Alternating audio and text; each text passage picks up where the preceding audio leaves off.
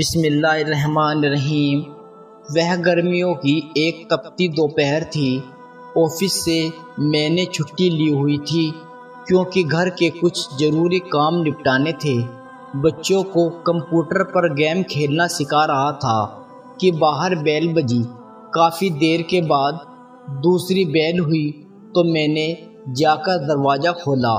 सामने मेरी ही उम्र के एक साहब खड़े थे। उन्होंने बेहद अच्छे तरीके से हाल चाल पूछा।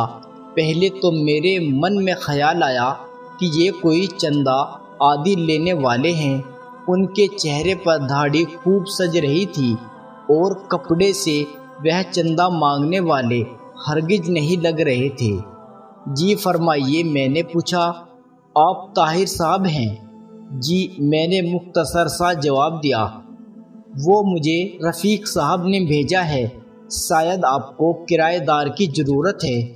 हाँ, मुझे याद आया कि मैंने ऑफिस के एक साथी को बताया था कि मैं अपने घर का ऊपर वाला हिस्सा किराए पर देना चाहता हूँ।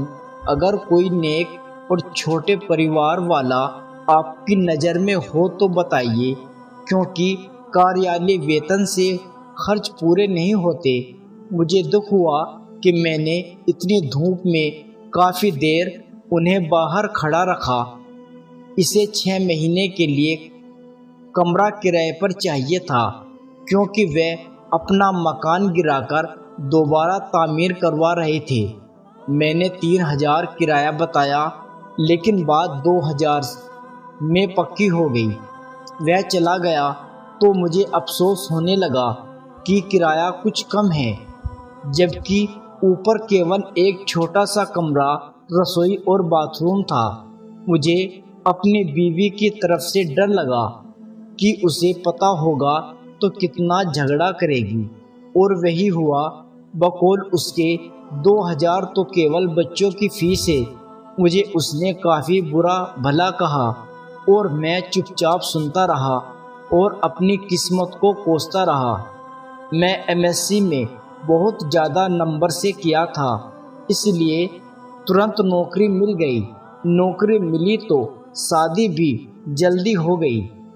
मेरी पत्नी भी बहुत पढ़ी लिखी थी। वह भी एक अंग्रेजी स्कूल में पढ़ाती थी। हमारे 3 बच्चे थे, मगर खर्चा बहुत मुश्किल से चलता था। अगले ही दिन वह साहब और उनकी पत्नी बच्चे हमारे घर पर आ गए। उनकी पत्नी ने पूरी सरी पर्दा किया हुआ था। दोनों बड़े बच्चे बहुत ही सभ्य और सुंदर थे। छोटा गोद में था।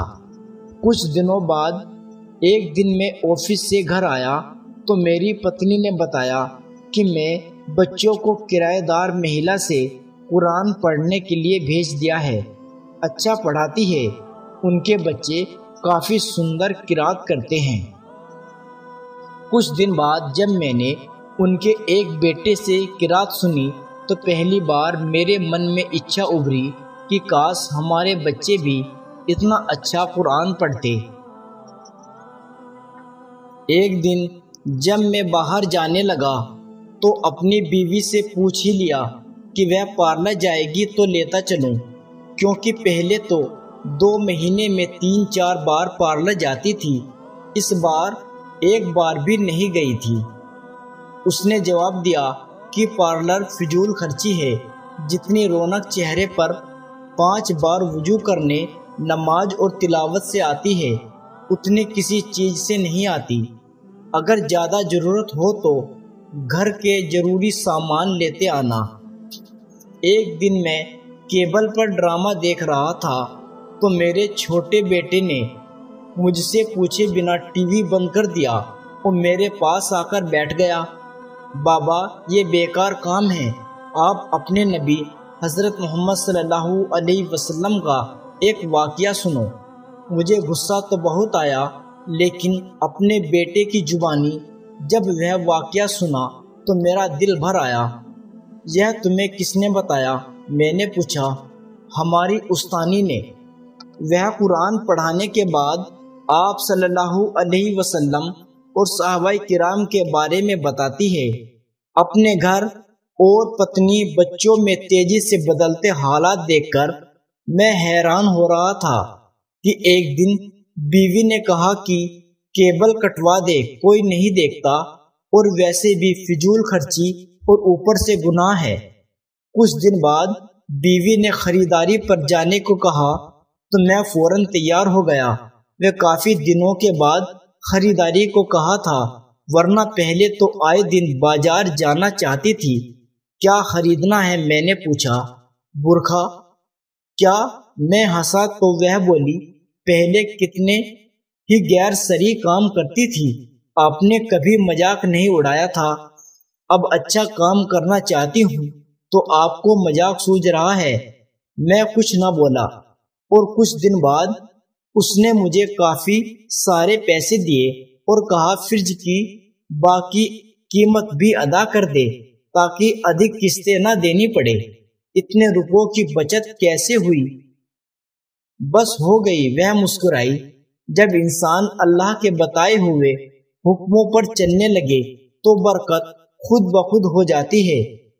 यह भी उस किराएदार महिला ने बताया है। सुकून मेरे अंदर तक फैल गया। मेरी पत्नी अब ना मुझसे कभी लड़ी, ना शिकायत की। बच्चों को वे घर में पढ़ा देती है। खुद बच्चों के साथ कुरान तजवीज से पढ़ना सीख रही थी। वह खुद नमाज पढ़ने लगी थी और बच्चों को सख्ती से नमाज पढ़ने भेजा। मुझे एहसास होने लगा कि निजात का रास्ता तो यही है, पैसा और सजावटी आराम नहीं है, सुकून तो बस अल्लाह की याद में है। मुझे उस दिन 2000 किराया थोड़ा लग रहा था। आज सोचता हूँ तो लगता है कि ये तो इतना अधिक था कि आज मेरा घर सुकून से भर गया है।